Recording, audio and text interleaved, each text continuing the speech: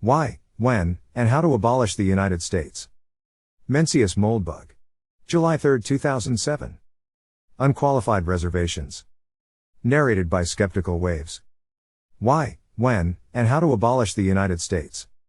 A good test for getting rid of anything is, if we didn't have this, would we need it? For example, let's say you have a ratty old armchair. You love your chair, you do.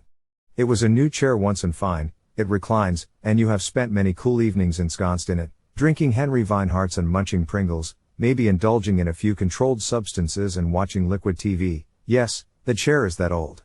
But many Pringles and not a little Henrys have made their ways into its funky blue fibers, which are not, in any way, shape, or form, washable. And frankly, with the new set from Pottery Barn, you're just not sure it goes. Here's one way to put the question. If you didn't have your chair, and you saw it sitting on the sidewalk somewhere, would you say, dude, someone's throwing out a perfectly good chair? If so, definitely, keep it. If not, of course, to make the analogy accurate, the chair would have to be 231 years old, so full of beer and chips it makes a sort of slosh crunch noise when you sit on it, have a huge sharpened coil that's worked its way past the foam and stabs you in the ass on a regular basis, smell like a cross between a dead goat and an oil refinery, refuse to function at all without a staff of specialized chair administrators who must be on site 24/7 and are extremely expensive and rude, and have expanded to fill the entire first floor of your house, with giant pseudopodia of ratty blue upholstery snaking out the windows and invading the neighbors' lawns. Obviously, I've stopped taking the tablets. I feel much better now. Everything is clear.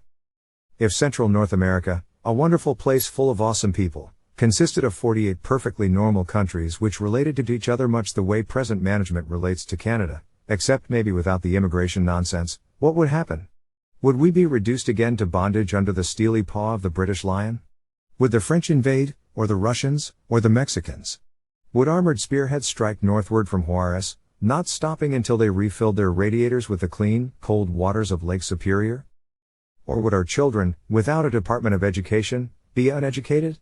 Without a national security agency, would we feel insecure?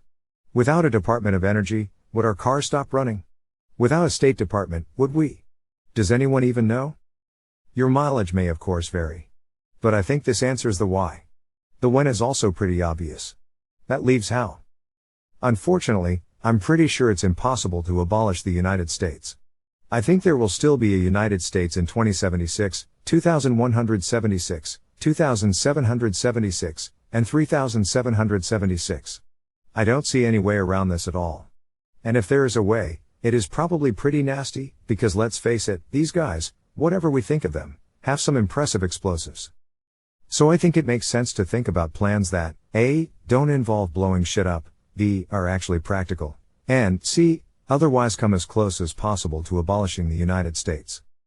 My basic conclusion is that if the reason you want to abolish the United States is that you don't like paying taxes, you are pretty much out of luck. In fact, under my plan, there will still be a United States and taxes will probably, if anything, go up. But taxes are just payments from some Americans to other Americans. Think of them as rent. Why do you pay rent to your landlord? Because he owns the place. Why does he own the place? Do you know? Do you care? If you insist that everyone who owns something has to, in some deep spiritual sense, deserve it, what you need is not a country but an ashram. If your landlord was like the United States, oh. But I think we get the point. Which is that the problem is not all the money we send to Washington, but all the crazy things Washington does with it. If DC was just a big check sorting facility, cashing checks from some Americans and cutting them to others, I for one would have much less of a problem. Clearly, the United States, today, is not a check sorting facility. It puts men into space and brings them back again. It is intensely concerned with Somalia, Nepal, and Venezuela. It studies horticulture, heart disease and horse psychology. It has opinions on what we should and shouldn't eat, drink, smoke or screw, and it ain't shy about acting on them. But what is it? And why is it here? What in God's name is the purpose of the United States? As Jack Nicholson said in About Schmidt, who is this old woman who lives in my house? You need to think back to when you were taking the tablets. Most Americans have still not figured out that you can just hide them under your tongue, pretend to swallow and spit them out later in the bathroom. So they still think what they're supposed to think. The result is that they believe in the United States. They relate to it pretty much the way a Catholic relates to the Catholic Church. Oh, sure, There are problems, the Archbishop of Ouagadougou likes little boys, St. Peter's roof leaks and the Pope is an atheist. The Church is always in need of repair. But its problems are occasions for renewed energy, not for throwing out the baby with the bathwater. This sort of institution worship, in the context of countries, is called nationalism. Nationalism is a sort of mental virus that makes its sufferers think that, although they can't see a baby in the bathwater, although they have no reason at all to believe there was ever a baby in there, although an old oil drum full of rain and mosquito larvae is basically the last receptacle any mother would even consider using for the purpose of baby washing, the water is deep and not exactly transparent, and there certainly could be a baby in there, so there probably is one. Nationalism in the modern sense of the word was pretty much invented by a Frenchman, and major league asshole, by the name of Jean-Jacques Rousseau. As this dickhead wrote, in his Considerations on the Government of Poland. When first he opens his eyes, an infant ought to see the fatherland, and up to the day of his death he ought never to see anything else. Every true Republican has drunken love of country, that is to say love of law and liberty, along with his mother's milk. This love is his whole existence, he sees nothing but the fatherland, he lives for it alone. When he is solitary, he is nothing, when he has ceased to have a fatherland, he no longer exists, and if he is not dead, he is worse than dead. As anyone who's ever watched the History Channel knows, this kind of crap has since been responsible for the murder of well over 100 million people. Many of them, of course, in Poland, thanks for nothing, Jacques. On the flip side, you can't say Hugo Boss didn't make a cool uniform. So when the pills were off, what is the United States? It's actually very simple. The United States is an organization acting as a legal person. In other words, it is a corporation. This particular corporation happens to own most of North America. It also happens to have a very unusual management structure, about which more in a moment. But to cement its corporateness in our minds, let's change its name and call it Fedco. Fedco is basically in two businesses. One of them is real estate and the other is security. No one else is going to secure Fedco's continent for it, so it has to insource. Fortunately, when you have nuclear weapons and your only neighbors are Mexico and Canada, security isn't exactly a difficult problem. It's also important to consider internal security. Fedco won't last long if its tenants can rise up and appropriate the property. But happily, at least for Fedco's purposes, we're a long way from the age of muskets. An AR-15 is a nice weapon, but it's not much use against modern armor. What we have here is a corporation with enormous assets and almost no costs. Fedco can jack our rent all the way to the top of the Laffer curve. As, in fact, it does. Democrats and Republicans may disagree on how to get there, but they agree on revenue maximization. And, with modern military technology, Fedco's security overhead should be negligible. So why is Fedco up to its eyeballs in red ink? Why does it funnel vast rivers of cash into so-called security measures that seem to have nothing at all to do with protecting its property? And into all other kinds of crazy things, for that matter? GE, Google and Microsoft are as big as many governments and certainly more profitable than any, and they may have executive jets, but none of them had a space program last time I checked. In fact, when you look at Fedco's management structure according to the normal theories of corporate governance, we understand perfectly why it's so screwed up. Granted, it is a very extreme case. But all the pathologies are extremely predictable. A normal corporation involves three classes of actor: customers, contractors, and creditors. Customers are people who pay the company for goods or services. Contractors are people who the company pays for goods or services. Creditors are people the company owes money to. The absolute and inviolable rule of corporate governance is that a corporation is controlled by its creditors. Typically the class of creditors with control are the shareholders. Equity, stock, can be defined as the least senior tranche of debt. Shareholders only get dividends if everyone else is satisfied. So equity returns are the most sensitive to the company's performance, and he who holds the bag gets to carry it. But in a bankruptcy, for example, the whole cake shifts down a layer. Shareholders are wiped out and debt holders become shareholders. Shareholder-controlled enterprises scale extremely well for two reasons. 1. All shareholders have exactly the same interest, making the company as profitable as possible. 2. The distribution of profits is simply defined as the distribution of shares. The result is that there is zero friction between shareholders. A corporation controlled by its customers is sometimes called a cooperative. Cooperatives work fine for small enterprises whose customer base is homogeneous and whose management is relatively uncomplicated. But they tend to break down quickly at larger scales, because customers form factions which try to subsidize themselves. If the cooperative is a fruit store, for example, People who like cherries may form a party that agitates for low margins, or even negative margins, on cherries.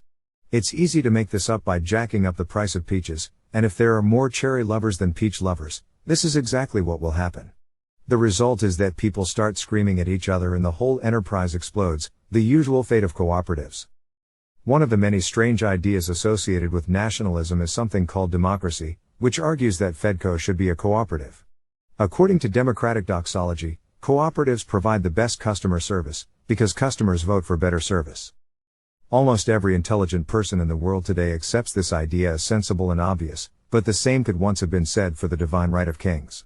Its weirdness is easy to see if you imagine what would happen if, say, Starbucks replaced its conventional system of shareholder government with a political system in which customers elected management. Perhaps in frenzied rallies and debates of the dark roast versus really dark roast parties. The idea that this would result in better coffee is laughable. Government may not be as complex and difficult a task as most of us think, but it is certainly more complex and difficult than serving standardized hot beverages. Thankfully, most of us now understand that politicians are just for show and cannot, under any circumstances, be allowed any real responsibility. The occasional cases in which this principle is violated serve primarily to remind voters of its importance. So Fedco, while it still has a bit of the cooperative flavor, is mainly organized around the other model of bad corporate governance, control by contractors, essentially, employees.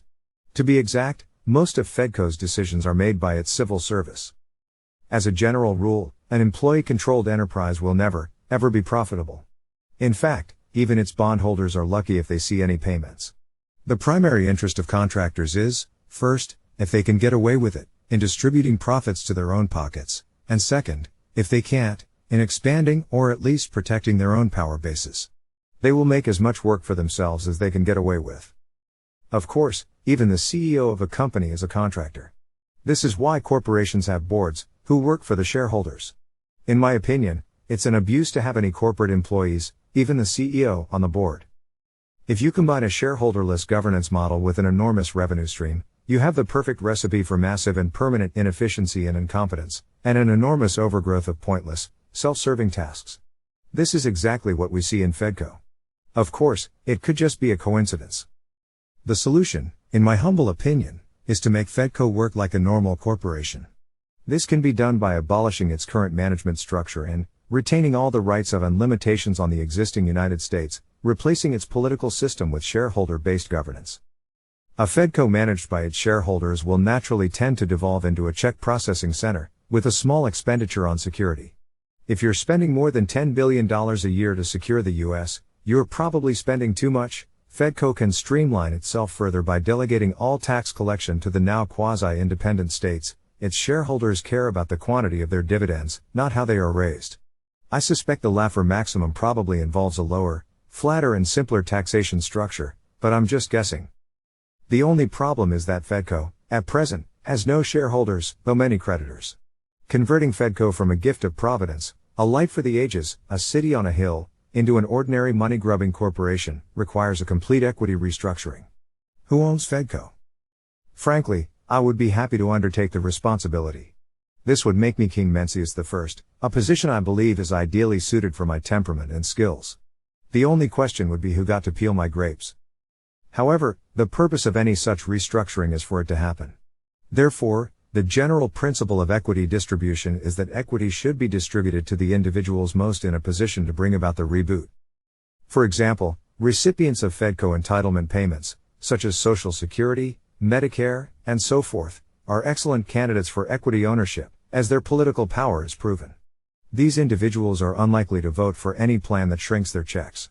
Presumably eliminating unnecessary Fedco activities will provide cash that can actually boost the value of these proto-equities. On the other hand, civil service employees should also receive equity, as they clearly have power, and the goal of restructuring is to align formal and actual power. Streamlining Fedco will eliminate an enormous number of civil service jobs, and these people are obvious opponents. Perhaps their objections could be overcome by receiving dividend-producing equities in proportion to their former salaries, so that their income decreased by 20% or so, but they didn't have to go to work anymore.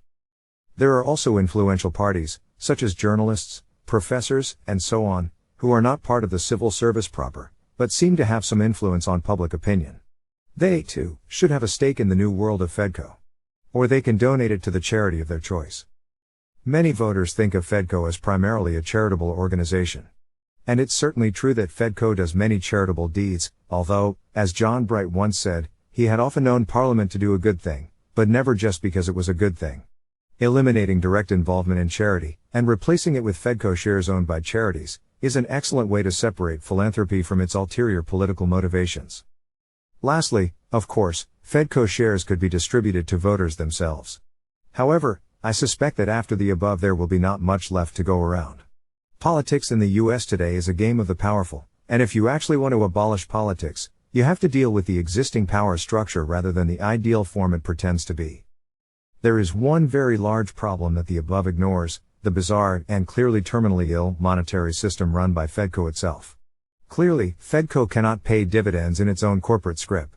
I don't think this problem is unsolvable, but it certainly demands its own discussion.